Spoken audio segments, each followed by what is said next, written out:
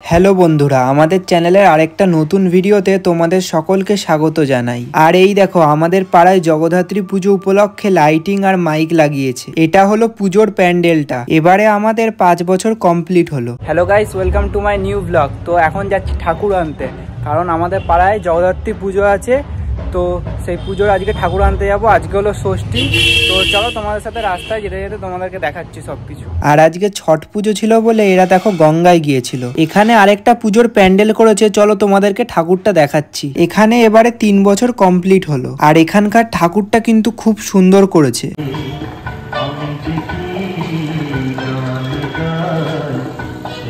আর ওই যে দূরে দেখতে পাচ্ছ আমাদের ঠাকুরটা আসছে।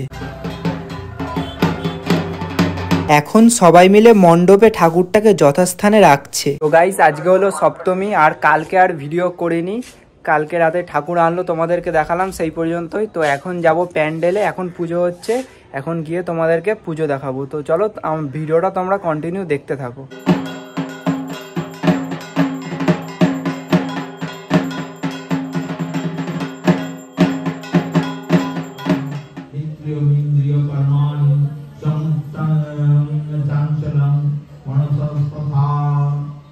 তো আজকে হলো অষ্টমী, মানে ঠিক পরের দিন। আর এখন আমি একটু মণ্ডপে যাচ্ছি। আর আজকে অষ্টমী বলে সবাই দেখো এখন অঞ্জলি দিতে এসেছে। তোমরা কারা কারা অষ্টমীতে অঞ্জলি দিয়েছো সেটা অবশ্যই এই ভিডিওর নিচে কমেন্ট করে জানাবে।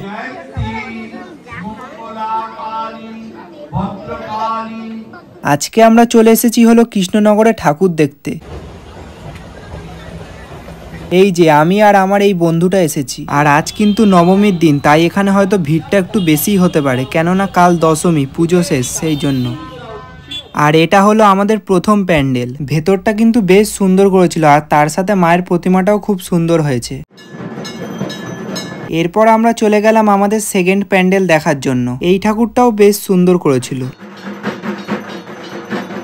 এরপর আমাদের 3 নম্বর হলো মেজমা। বিশ্বাস করো, সামনে থেকে দেখে যতটা ভালো লাগছে সেটা ক্যামেরায় বোঝাই যাবে না। এটা দেখে আমরা চলে গেলাম নেক্সট আরেকটা পুজো মণ্ডপে। আর তোমরা কেউ যদি কৃষ্ণনগর থেকে আমার ভিডিওটা দেখে থাকো তাহলে প্লিজ এই ভিডিওটা একটা কমেন্ট করে বলো যে তোমাদের এখানে সব থেকে ফেমাস ঠাকুর কোনটা। এই ঠাকুরটা দেখা হয়ে গেলে আমরা চলে গেলাম বুড়িমাকে দেখতে। আর খুবই দুঃখের সাথে জানাচ্ছি যে আমরা এই ঠাকুরটা দেখতে পাইনি, কাউকে আলাদা করে ভেতরে ঢুকতে দেয়নি। শুধু যারা অঞ্জলি দেবে তারা লাইন দিয়েছিল। বুড়িমার পাশেই আরেকটা প্যান্ডেলে একটা ঠাকুর দেখে তারপর আমরা রাস্তায় হাঁটতে হাঁটতে আরেকটা ঠাকুর দেখলাম। আর তোমরা যারা এখনো পর্যন্ত এই ভিডিওটা দেখছো অথচ ভিডিওটাতে একটা লাইক করোনি, তারা প্লিজ ভিডিওটাতে একটা লাইক করে দাও। এরপর আমরা চলে গিয়েছিলাম কৃষ্ণনগরের ফেমাস রাজবাড়িতে।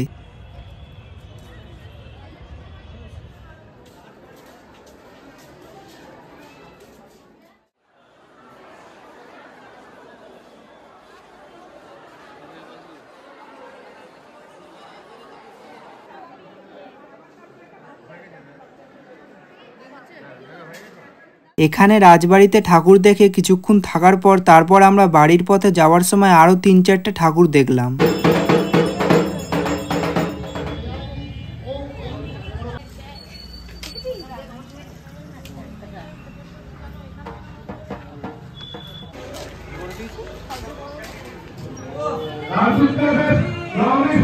এগুলো ছাড়াও আমরা আরো অনেক ঠাকুর দেখেছিলাম। সবগুলো তো আর এই একটা ভিডিওতে দেখানো সম্ভব হবে না। আজকে হলো নেক্সট ডে, মানে দশমী। আর আজকে এখন আমরা বন্ধুরা মিলে এসেছি একটু চন্দননগরে ঠাকুর দেখতে। কিন্তু বেশিরভাগ ঠাকুরই দেখলাম যে গাড়িতে তুলছে, সেই জন্য তোমাদের ঠিক মতো সব ঠাকুর দেখাতে পারলাম না।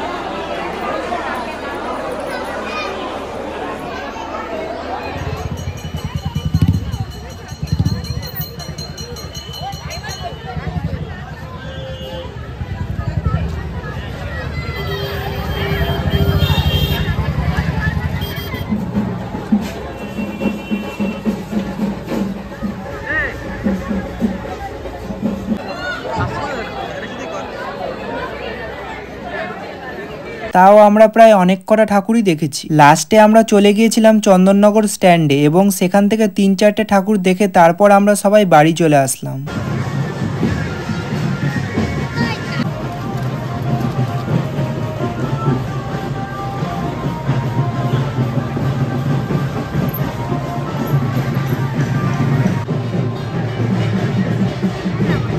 সন্ধ্যাবেলা আমরা সবাই মিলে বেরিয়ে পড়লাম আমাদের পাড়ার ঠাকুর বিসর্জনে।